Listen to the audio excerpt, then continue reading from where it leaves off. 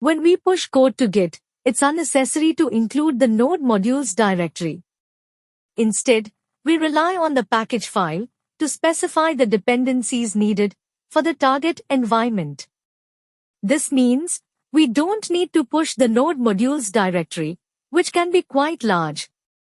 To exclude the node modules directory from being pushed to Git, we can use a .gitignore file. To do this, navigate to the root directory of the project.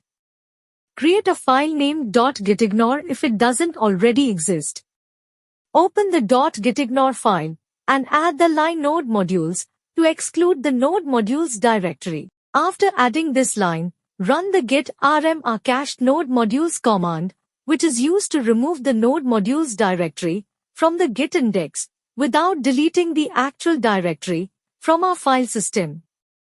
This is useful for stopping Git from tracking this directory.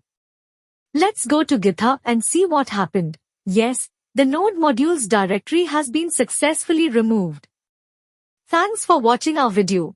Please consider subscribing our channel for more tips and tutorials.